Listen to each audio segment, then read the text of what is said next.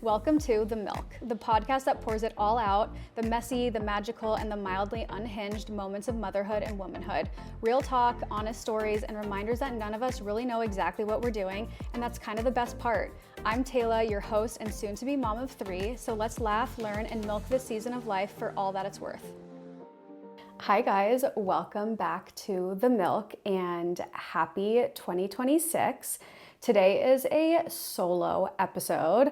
I thought it would be fun to pretty much make this episode about planting my flag in the ground of how I want this year to feel for myself in hopes that it inspires or gives clarity to others that are kind of like looking for a little guidance this year. I don't want it perfect. I don't want it aesthetic. My goal is a calmer, clearer, and more aligned year for myself. So today I'm sharing my 2026 non-negotiables. I feel like this is kind of different from my resolutions or goals.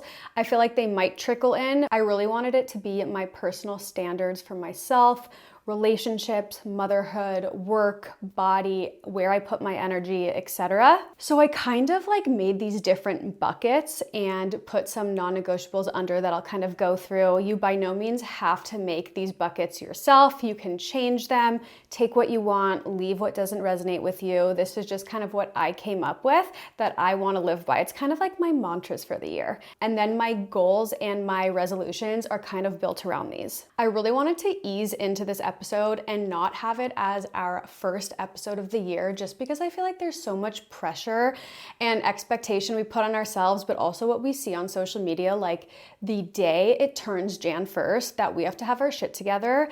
And I've come to realize that, especially since becoming a mom, just because the world turns to another day and it's a new year does not mean that we have to have everything figured out.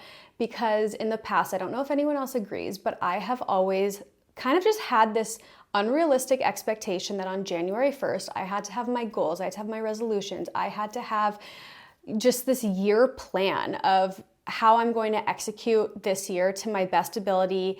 And I feel like it was just so stressful and it took the joy out of kind of like a blank canvas of a year. And it's like, why is the first day of the year just like this like unspoken or unwritten law that we have to have everything decided by it? And like I said, since becoming a mom and like everything we do over the holidays, like buying the gifts, wrapping the gifts, hosting, traveling, it's like this year especially, I got so run down that by January 1st, I actually felt like I hit a wall and I was so foggy in the head where I was like, why am I trying to push myself to figure out how to be the best person I can be this year on day one? So I decided to kind of ease into this and give myself an extra week. The world survives. We all live on. That's okay to do. So this episode is probably coming out 2 weeks into January. And if you still don't feel like you've found the time to dedicate to figuring out and reflecting on what you want to do this year, that is totally okay. You can do this at any time, which is why I was like, that's okay if I put this out a couple weeks later. I'd rather really give myself the time to reflect on last year, like my key takeaways, what I loved, what I didn't love, and have that just guide me into how I wanted to set up my 2026. Also, a quick pause really fast.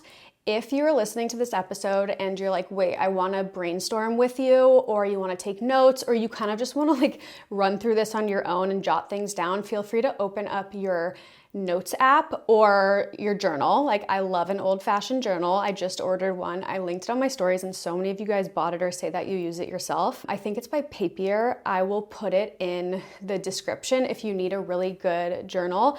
I personally love this one because not only is it just, sorry, I don't even know why I keep saying journal.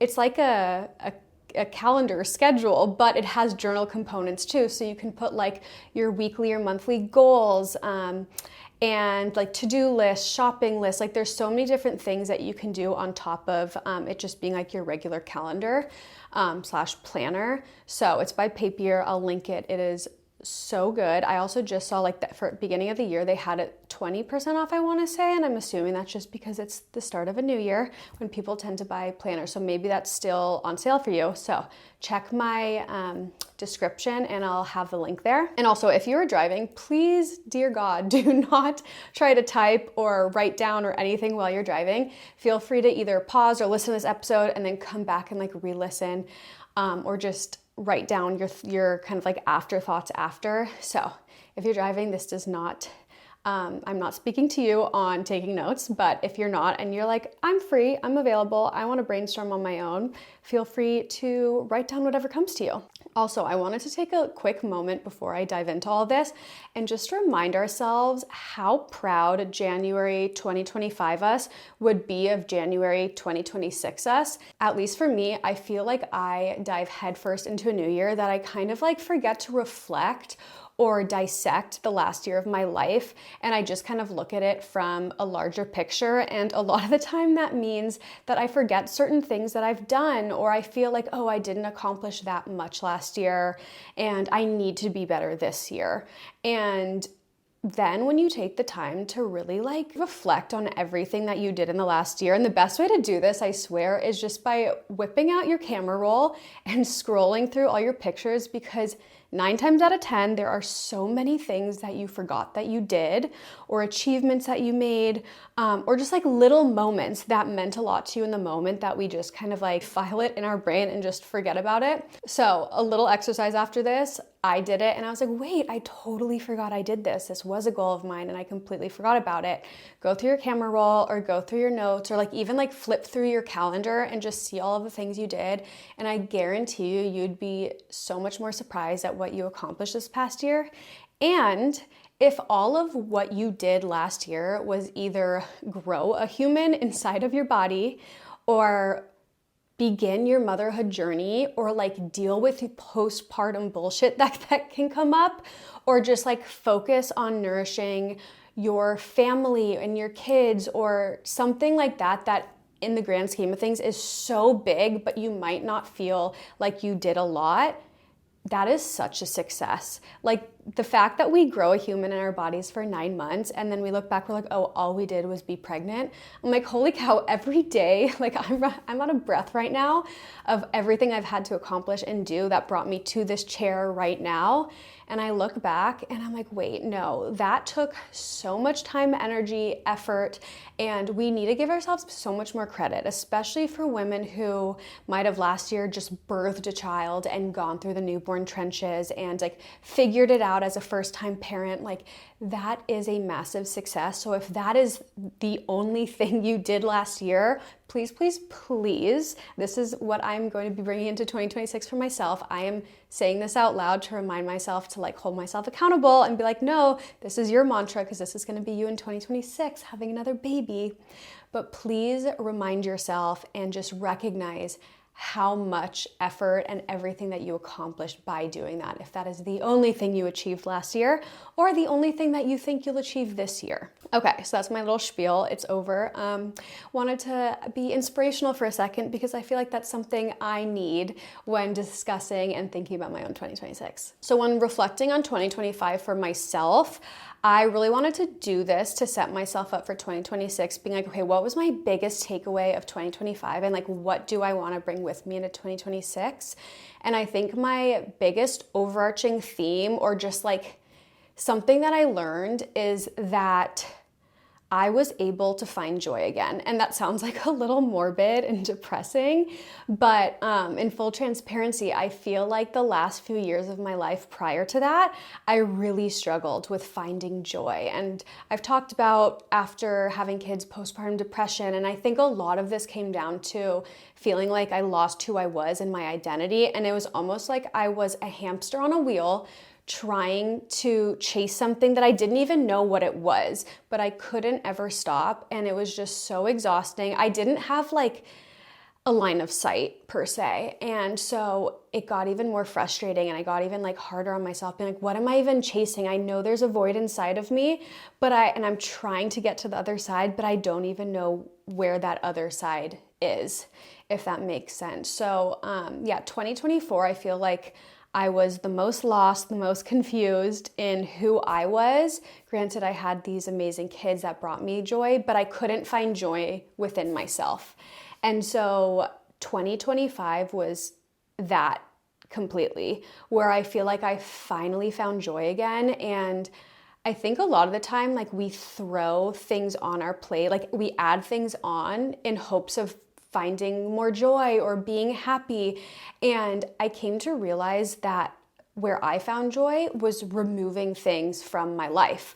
And I only kind of realized that when I reflected on this past year. I'm like, oh my gosh, wait, no, I found joy because I took this out of my life. I removed it from my life. I removed it from my plate and my stressors, rather than being like, I need to be happy. I need to go do this, and I need to start doing this hobby, and I need to, go do this and that. And in hindsight, like, when I would do that, I feel like I would spiral more, where I felt so overwhelmed, like I'm doing all these things and I still can't be happy, where instead I started shedding certain things that weren't serving me anymore.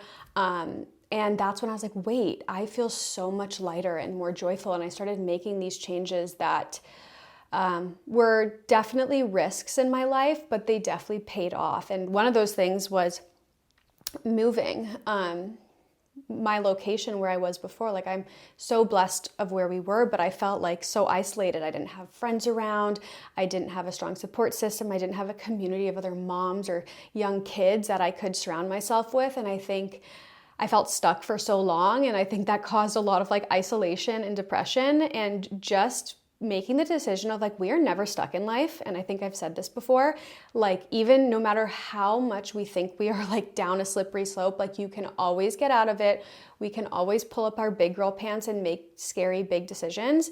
And that's exactly what we did. And I took a risk, and it completely paid off. And now we're in the most amazing area where we've met so many amazing families and friends, and my kids have new friends, and we love our school. And that was just such a big upgrade for my well-being, my emotional well-being, and just filling up like my friendship cup, and like having people who are in the same wave of life around me. Like, oh my gosh, I'm around people that just get it and are going through similar experiences. And, we're not in a restaurant with all older adults that kids are in college, or they have their own kids, and like our kids are freaking out. We have to run out. It's like, I look around everywhere I go and I'm like, okay, you're in this too. Okay, cool. Like, we're vibing. We make small talk on the park because both of our kids are losing it, or they're both running around and we're chasing them.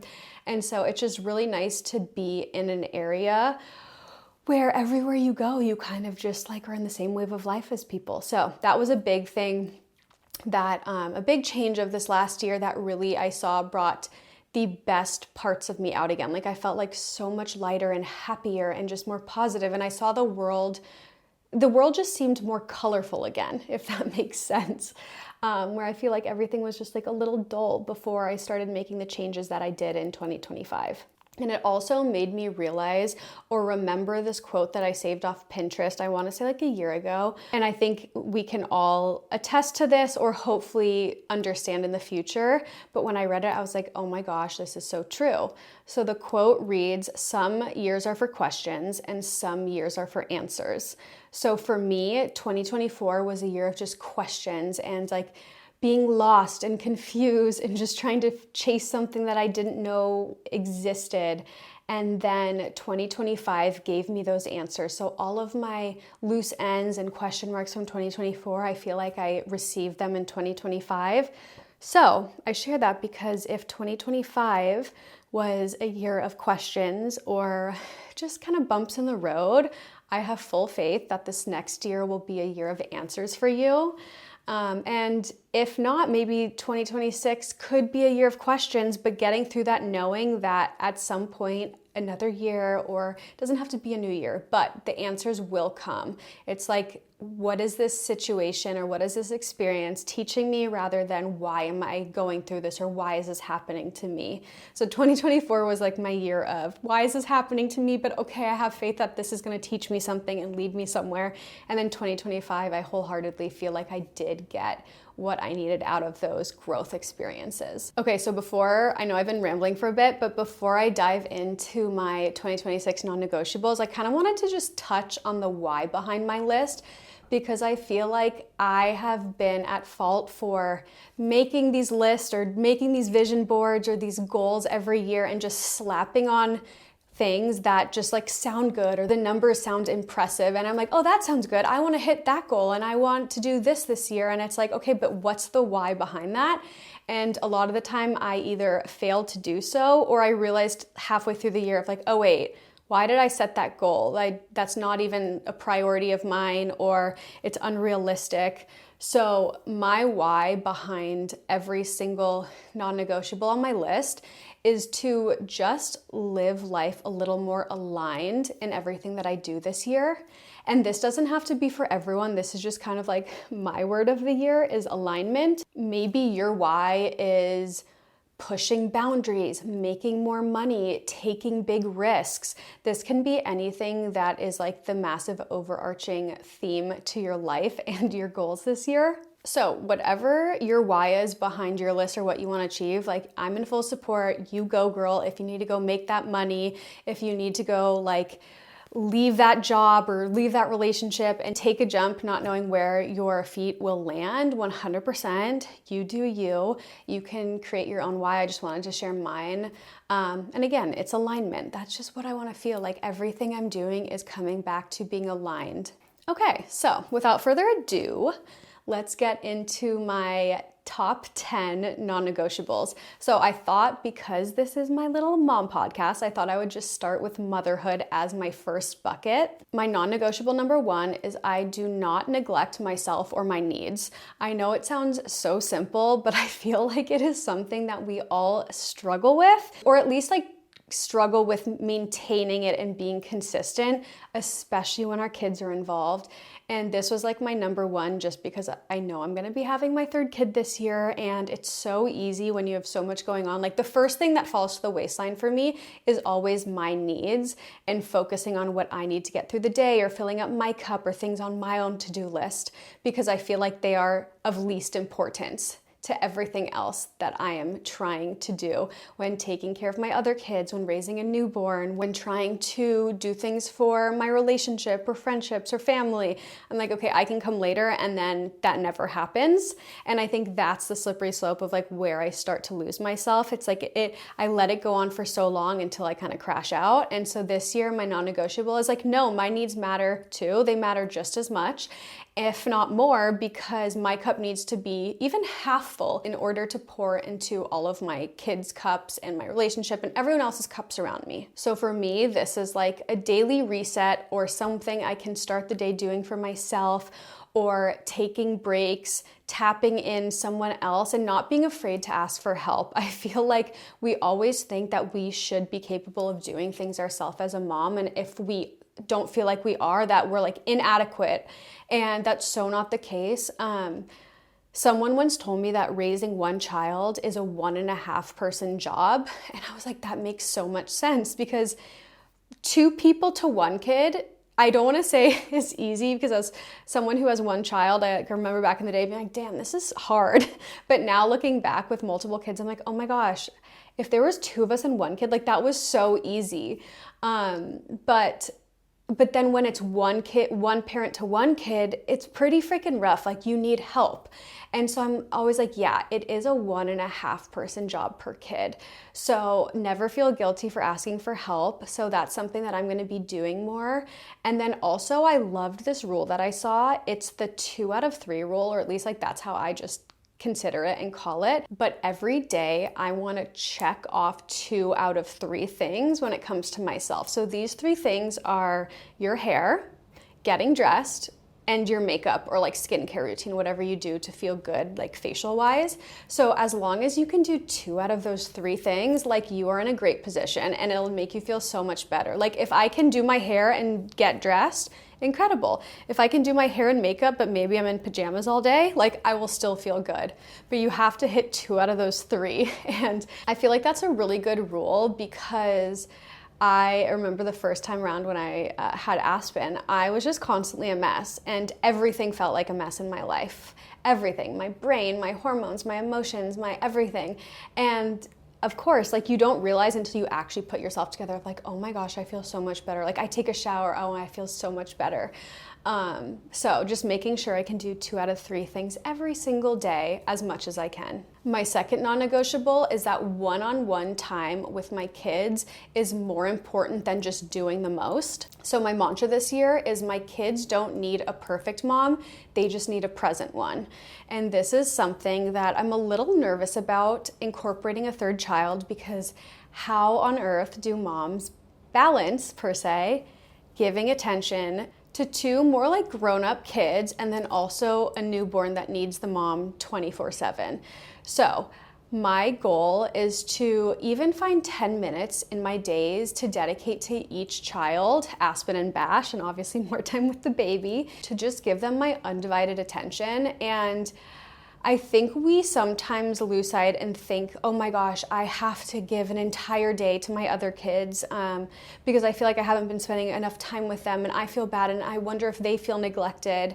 I have noticed that the times when I can even just find a smidge of time, 5-10 minutes, 15-30 if I'm lucky, and just if it's doing cars down Bash's Hot Wheels thing with him, or one time I took Aspen for frozen yogurt.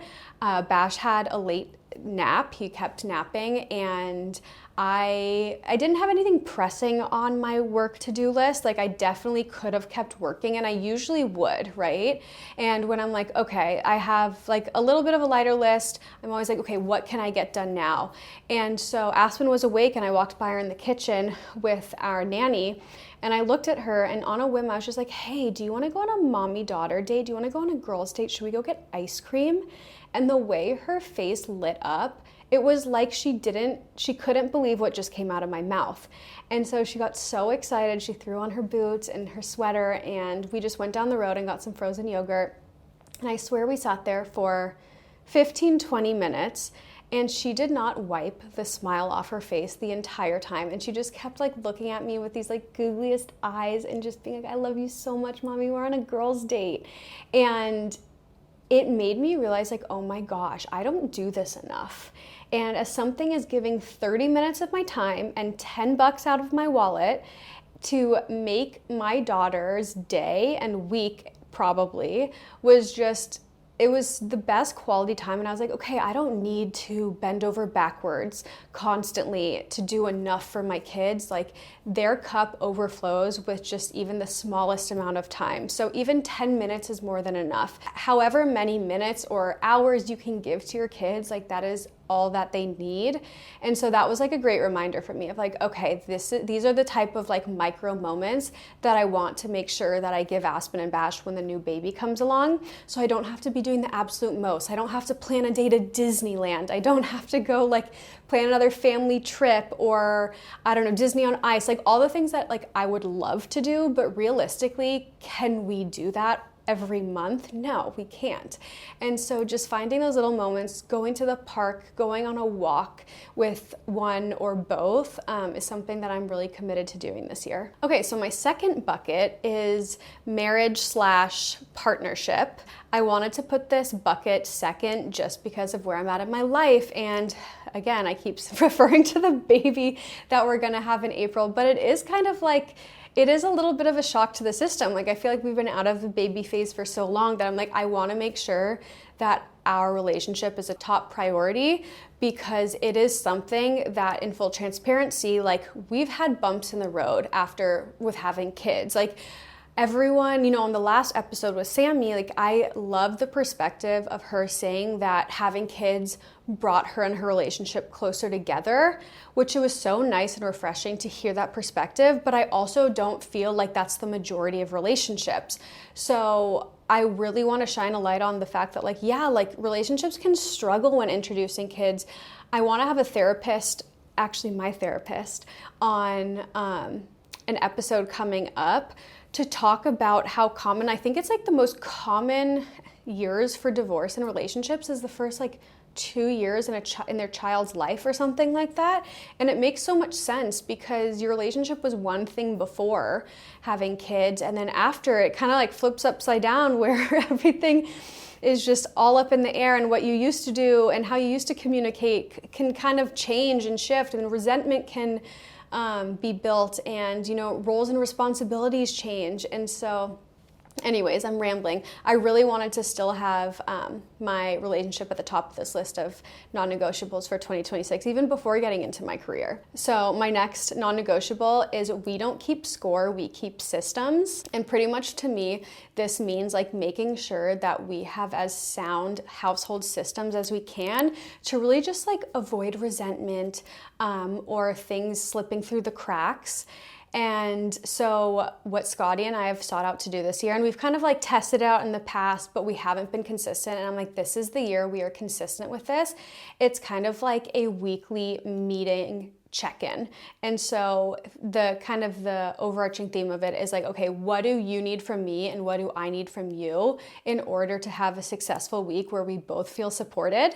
And so we've decided that we're going to slot this into our calendars like any other work meeting that we have, and it's not going to slip through the cracks. So we're still kind of trying to like figure out when it's going to be. Ideally it would be on a Sunday, but like I feel like we're always doing so much with the kids, and the only alone time we have is either during nap time, but also Aspen's like almost not napping anymore, or when they're asleep. And after like a crazy weekend, I'm like, okay, are we really gonna wanna do this from like 8 to 9 p.m.?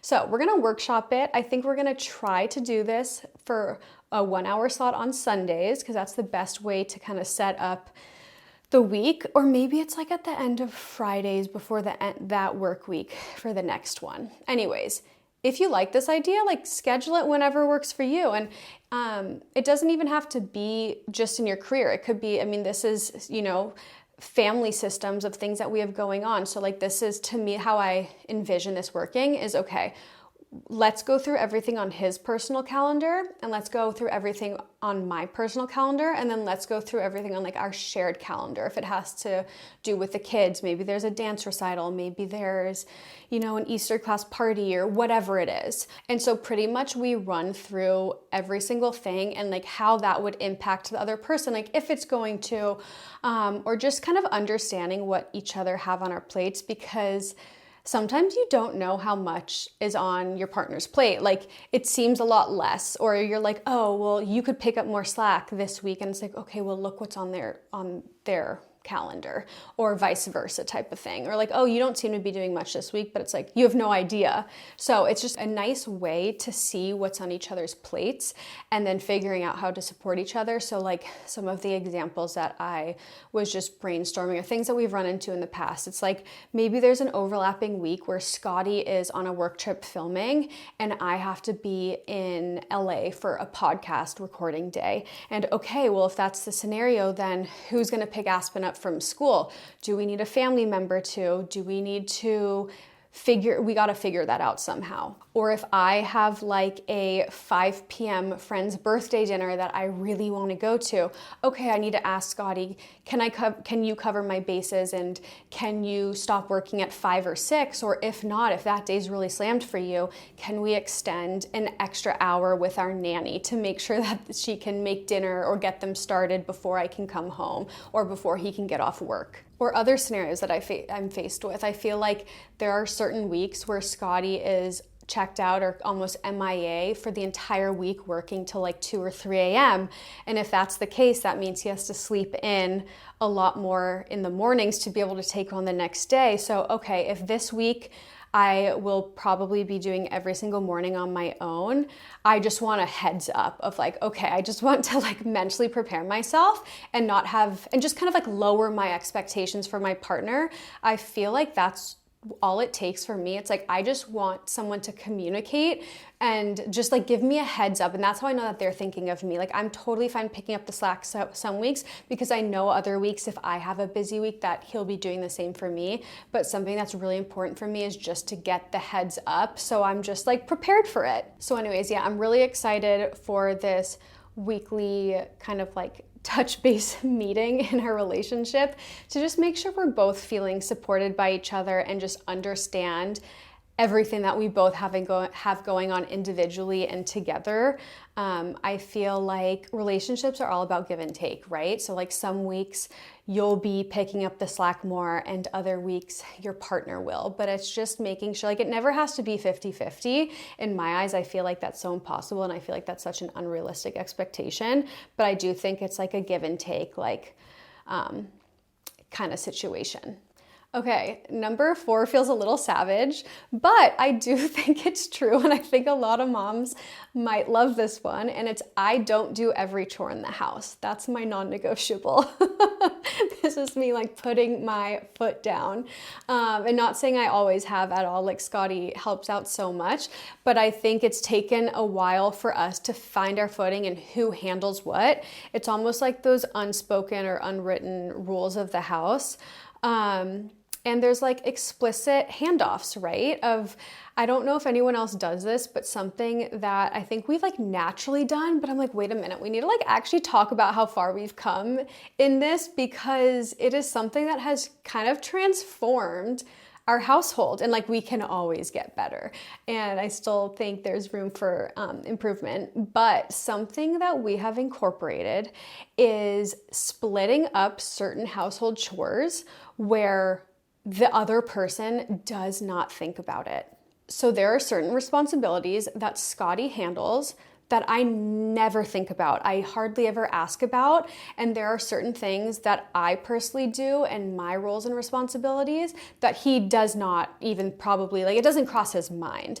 And the reason why we do this, or the benefit I've found from doing so, it's like, especially for moms, it helps lessen my mental load in the day. Like it takes away the, oh, did he do this or did she do this? Or like I did it this week. Are they gonna do it this week? It's like, no. If you own that chore, that is yours, and I don't want to talk about it, I don't want to see it, I don't want to ask about it, that is just yours.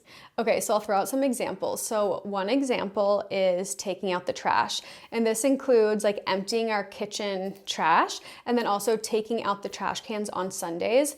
This is Scotty's job, because I mean, trash for girls, like I'll do it, but I'm sorry, it's more of a boy job, especially when it comes to like the dirty diapers. Like I change most of the diapers, like sir, you can take them out. But I don't even have to ask if he's like, oh shoot, did you remember to take the trash cans out on Sundays? Or, oh, hey, can you empty the trash? It's getting full. Like that is 100% his job. And I just love that for him. Example number 2 on my side. I am responsible for keeping the house stocked with food and then also making the meals. So I do all the weekly groceries. I make sure that the kids' lunches are made and packed. Scotty doesn't even have to think about dinners. All of those things, like it is my responsibility. So he doesn't have to worry in his work day, like, oh, like what are the kids gonna have for dinner? Or late at night of like, oh, like what are we making the kids for breakfast or in their lunch boxes? That part is just kind of handled, and that's something that he never has to think about, which is pretty nice. Okay, some other things. Scotty handles all of our utilities. I see those envelopes in the mail and I just act oblivious. I don't have to open them. Ignorance is bliss. That's on his list. Whereas on my list, I'm the one that restocks the diapers, the wipes. If the kids run out or if they grow out of a size 2T, I know to restock certain clothes in a 3T, or I know their shoe size. Like Scotty doesn't know their shoe size if I were to ask him that. And I also don't expect him to, because he has other things on his plate that I don't think about either. Other things you can do this for is who does the dishes, who does the laundry. Maybe you have pets and it's, okay, who walks the dog or who cleans the dog poop up outside. This is a reason why I do not have a pet, and we probably won't for a while, because like I feel like it's like having another child. Like someone has to do it, and it's like such a big part of the mental load that I'm like, okay, I can't take that on right now, and Scotty can't take that on right now. So like a pet is off the table for us, but maybe it's you guys have pets of your own or had them before kids. Other things like cleaning certain areas of the house, or who does the closing shift of putting all the toys away at the end of the night, or who rummages through all the toys and throws away the broken ones and purges. Or another big one is who organizes travel plans, like books the tickets, books the hotels, figures out where you're going and all the logistics of that. I think that's like such a headache. I'll handle some of it, but then like I get to an airport and like I'm like that girl, I'll take care of the kids and Scotty's just like leading us and I'm just following, making sure the kids are happy and fed and are situated. So like those are the types of things that you can divide and then just take off your mental load. So yeah, I hope you get the idea. Okay, so my bucket number 3 is my work and ambition. And so my non-negotiable number 5 is that my calendar reflects my real priorities. So this is something I've done for so long, but I feel like the last year I probably haven't done as well. And my goal is to get so much better at this. But I used to build out my week calendar on Sundays before the week started. And so that's something I really, really, really want to get back into, or at least like the night before for certain days. Gone are the days where I can successfully build out my day schedule the morning of. I always feel like I get so behind and so pressured, and I'm just like, I'm not equipped and prepared for everything that I needed to get done. I'm like, oh shoot, if I'm like making lunch for Aspen's class party, or if I'm, maybe I have to film some content, oh shit, I had to go to the grocery store to buy these certain things. Like I'm always so behind. Or maybe it's like, oh, I need to film this podcast. Oh wait, I didn't create the run of show yet. I'll just be so behind, and 9 times out of 10, I never get what I need to get done. By doing it the day of, and at the end I'm just like, okay, I completely failed at that day. It was such a waste. So my new thing is to get back to building out my week schedule on Sundays, or at least the night before, so then I can go to bed clear-headed, knowing what's in store for me the next day. And I feel like this can go for any mom. If it's like errands you have to run, chores you have to do, like anything, like brain dump, word vomit onto paper, like everything you need to get done so you can go to bed sleeping better at night, rather than like worrying about everything you have to get done or like having to remember it. You have it all written down the night before. And also something I want to get better at that falls in this category is time blocking.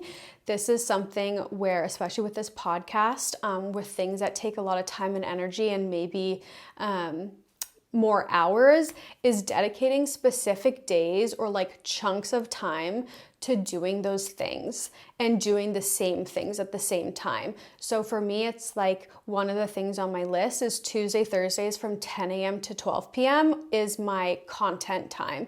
So that's where I know I have to be put together on Tuesdays or Thursdays, where my hair has to be washed. I have to put a little bit of makeup on, and it's like, okay, anything I have to be filmed will fall into those 4 hours. And then I have a podcast day. So like I time block like at least half a day for filming. And I try to batch my episodes where I film 2 episodes at a time, which gives me 2 weeks of video. So I have 2 weeks to edit those, because I want to say like every single week, it's at least like 15 hours of work per episode, at least. And that also comes with like figuring out your topics, writing the run of show, getting guests takes a lot of time. The logistics of booking our studios, editing, creating social assets, creating clips, there's so much that goes into it that I found that batching is a lot easier. So that's pretty much me dedicating 30 hours of work, starting and batching it in one day, and then having 2 weeks to get it done.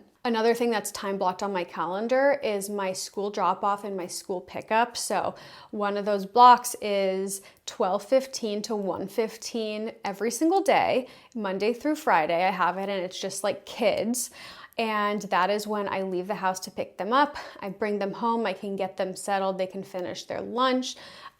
Either I hand them off to our nanny who usually starts at that time, or like today, helping put at least one of them down. Sometimes Aspen likes to try to go for the weakest link, or someone who she thinks will allow her to stay up a little past her nap time.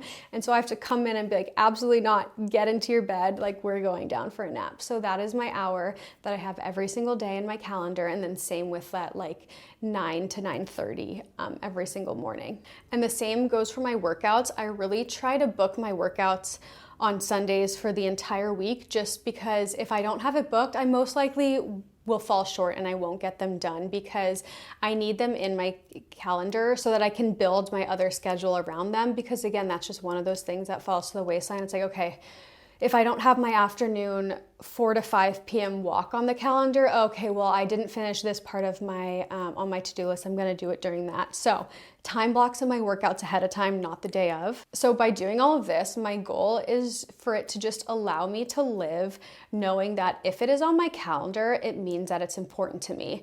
And if I don't have it on my calendar, then not saying it's not important to me, but it's like it should reflect my priorities. And so really taking responsibility and ownership, being like, okay, if there is something that's important to me, make sure that I schedule it into my life, not just like hope and wish that I get it done when I can. Okay, so my next non-negotiable, number 6, under my work and ambition is that I am done doing high effort things for low returns. And this is kind of like, I did like a life audit, I guess is what I would call this, where it's measuring what drains you to what pays you. And that could be like pays you in money or like pays you in joy and fulfillment. And words I want to live by this year and pretty much every year is working smarter, not harder. I think nowadays so many people put the word busy on a pedestal and equate it to our success or how hard we're working, where to me, what I've learned now is that busy isn't a flex. It's just unfiltered yeses, that we've just said yes to everything to keep ourselves busy.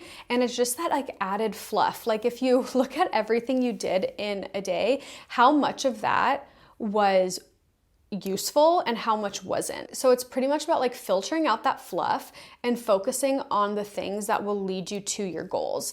And so it's like, what is that one book where it's like, is it the 10-hour work week or like something like that? I can't really remember. 10 or 20-hour work week. I don't know, 5-hour work week. I don't know, you guys probably know exactly what I'm talking about. It's something like that. But it's like, you don't have to, I mean, granted, a lot of us work 40 plus hours a week.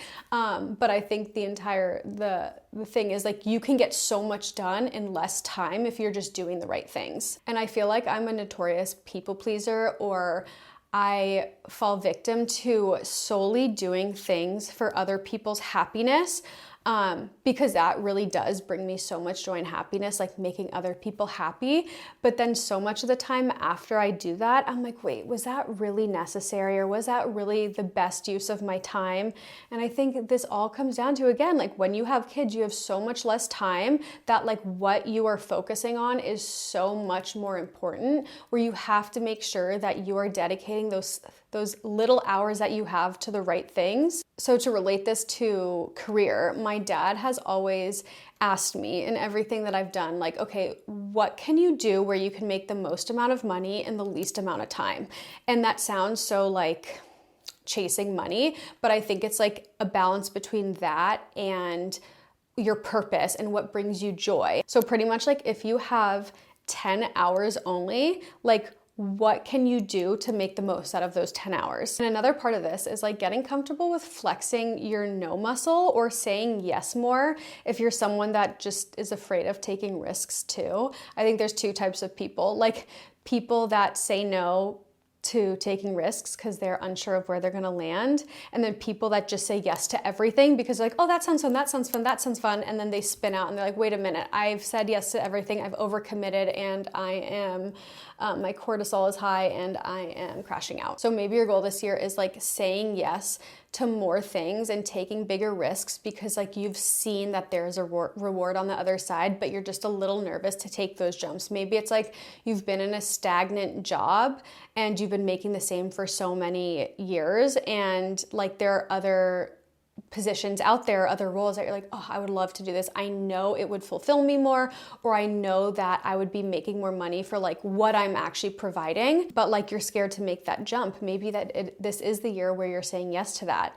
Or maybe it's the year where your social battery is already running so low and you have been notorious for saying yes to things that like don't really serve you or kind of not the best use of your time. Maybe it's like, you don't really have to be going here. You don't really have to be doing that. Maybe this is the year to be like, I'm going to protect my energy and my time and my worth, and I'm just going to start saying no without feeling guilty and be respectfully, but it's like, no, I can't make that, or no, I shouldn't be doing that this year.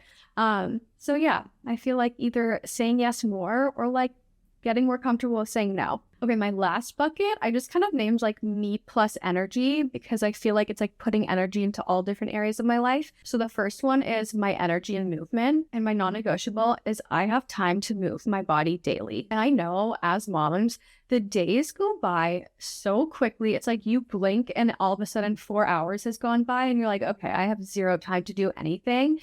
But I feel like what I need to be better at is knowing that even 20 minutes is enough. Like you can move your body for 20 minutes. We can all find 20 minutes in our day, even if it's like throwing a kid in a stroller and just walking out and just walking outside, either like listening to a podcast or like calling someone you haven't talked to in a while. Just 20 minutes. Like I will still feel good about myself if it's just 20 minutes of walking. Just anything is better than nothing. I think so often I'm like, oh, I need to find an hour and a half of my day so I can go drive to a workout class, do a workout class, and drive back. And if I can't find that hour and a half, I'm like, okay, I'm not working out today. But in reality, like I could literally go in my garage with my 2 weights or and like put on a YouTube or put on an app by like, I love Katrina Scott, I love Megan Roop. Like I could put on a little quickie workout and do that and still feel just as fulfilled in that category of my life. But for some reason, it's like I always think I need an hour and a half in my day to do so, where it's like, no, in reality, this year, I'm going to live by the words that like, I only need 20 minutes in a day to move my body. And if I can do more, incredible, amazing. My goal is more, but if I can only find 20 minutes, that's still a super big success to me. Okay, number 8 is my energy in friendships. And my non-negotiable is that I will not waste energy on friendships that do not put a similar amount of energy back into me. I no longer have the time for one-sided friendships. And I'm sure a lot of you felt that way over the years too, where there's been friendships where you're always the one to pick up the phone or send the text to check in or organize seeing each other on the rare occasion. And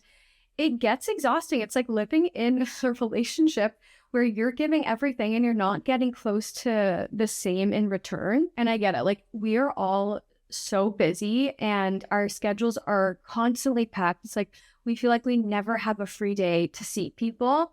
And that's totally okay. I'm not talking about those scenarios. Like there's times where I'm like, oh my gosh, I want to see my friend. Oh, are you free in 4 weeks? Like I totally get that. But I think it's just being intentional and like while being understanding that like, yes, we're all busy people, but like you just know the feeling. Like you know the feeling when there's effort being put on both sides. And I just don't have time anymore for the friendships that where people don't ask how you're doing or how your day is. Or like you have phone calls with them and it's like all they're talking about is themselves. And I will do that. And if I love the friends, like I will do that, of course. But I feel like it shouldn't always be like that. I feel like you guys should be cheering on each other equally. But I feel like we shouldn't feel like we are the only one fueling that friendship. Also, I've come to realize that there is a huge difference between friends that just say that they support you and other friends that actually show it and show up for you. You might have experienced this in your life, but there are some friends that just pretend that they want you to win, but they only care for you to win as long as they're winning as well. And if they're not, then they're secretly not supporting you, even if they say they do. It's like a relationship too. It's like, why are your words and your actions not aligning? And life is too short to be around fickle friends, right? Like, especially with our limited amount of time. Like, I want friends that will clap for me when it's not their turn to be clapped for, and vice versa. Like, when I see friends that are winning, I'm like, okay, I'm in the trenches of having kids and you don't have kids, but you are killing it at life. Like, I'm going to clap the loudest for you. And so there's a time for everyone to win. And I truly feel like everyone can win. And it's more of a feast than a famine. And I just want friendships in my life that reflect that. So in 2026, I'm learning that if my friendship circle gets smaller, that's totally okay. It just means that it's also going to get stronger as well. Okay, my non-negotiable number 9, this is in me plus boundaries. And this is as simple as I don't need to over-explain my boundaries. So that doesn't work for us is a full sentence. I don't have to give a spiel or be asked 20 questions as to why I can't make this event or why I can't show up to this party or why I can't, I don't know, help out at something. I want to make sure that I feel like I can release any guilt around just setting up boundaries. And this isn't like mean boundaries or anything. It's like, I just don't want to overextend myself and burn out. So, and I don't want to feel guilty or guilted by other people if I were to say no and respectfully decline certain things. And also I learned that like if someone has a problem with a certain boundary that you're creating, if it's like a family member or a friend or I don't know, anyone, it says more about them than it does you. It's like that's their energy to own. You saying no to something doesn't really significantly impact their life. So that's a problem with them. It's not a problem with you. And number 10, a little more lighthearted. This is just me plus chasing joy. And my non-negotiable is more fun, more softness, and more simplicity. And this is like scheduled joy. Like I want to make time for friend dates and even solo dates, hobbies. I really want to get into like pottery or just painting more. I used to take like like AP art in high school, which like I was definitely, I don't know how I snuck into that one. But I loved the creative outlet and I just feel like that's something that I don't do anymore. And so it's something that I really want to do to like spark joy and just those like simple moments where I feel like we put so much pressure on ourselves, being like, we have to book a vacation, have something to look forward to, or to like be happy about, and like, that's great. Yeah, that does bring so much joy. But like, I really want to try and find joy in the like simple, mundane, daily parts of life. So to me, inner peace is the new productivity. That's what I want to live by this year. I just want to do things and make sure I schedule joy and things that just bring me inner peace in life this year so I can sleep soundly at night. I like love the saying where it's like, well, that sucks because like I sleep great at night. I don't have any worries at night. And that is just like, that's what I want to, that's how I want to live. I want to go to bed at night knowing that I did a job well done that day. My kids and my family and my friends, everyone is healthy. I'm being the best person I can be. I'm challenging myself and I'm on track to reach my goals every day this year. And just, I'm on track. I just want to be on the right track. And I've always lived by like, what is the saying? I'm going to butcher it, but it's direction is more important than the speed. That's what I really care about, is like making sure that I'm just headed the right way. I'm not trying to go super fast. I'm about to have 3 kids. I know I won't be able to do that. It'll slow me down, but as long as I am headed in the right direction, like I'm a happy girl. So I invite you to maybe make a list of non-negotiables of your own. Maybe you want to steal some of mine. Maybe you want some more. I wrote down a few more just in case like these ones might resonate with you too. I'll quickly run through them. I have them written down. So the first is I'm done apologizing for needing breaks. I'm not performing motherhood for anyone on social media. My home doesn't have to be perfect to be peaceful. If it's a maybe, it's a no. I don't take feedback from people I wouldn't trade lives with.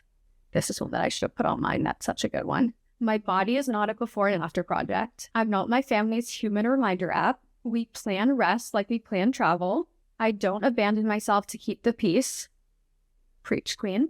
And I choose consistency over intensity. So maybe take a few of those if you like them and resonate with them. Thank you guys so much for listening to this episode. Hope you liked it. If you did, and if it resonated with you, I would love if you left a little comment or a review, even better, to kick off this new year. That would mean the absolute world to me. One, just because I genuinely love hearing your feedback, what you liked, what you disliked. If you disliked it, maybe send me a DM, but also full transparency, you can post it too. But I really just love hearing, because I put these episodes out and I'm like, okay, well, did they like this or did they not? And so reading your reviews and comments, like if you're on Spotify or on YouTube, like it's just a way for me to check in with you guys and be like, okay, was that valuable? Or, oh, maybe it didn't hit how I wanted it to hit. So please, in the way that I grow this community, a lot of it has to do with the reviews and the ratings. I know I say that all the time, but it really, really, really does help with like searchability. Or better yet, share it with a friend that you think would love the milk. Or if there's a certain episode, just forward it to a friend. Like, you got to listen to this. Maybe this will help you too. So anyways, happy 2026. I truly wholeheartedly hope and wish and pray and cross my fingers and toes that this year brings you everything that you aspire it would.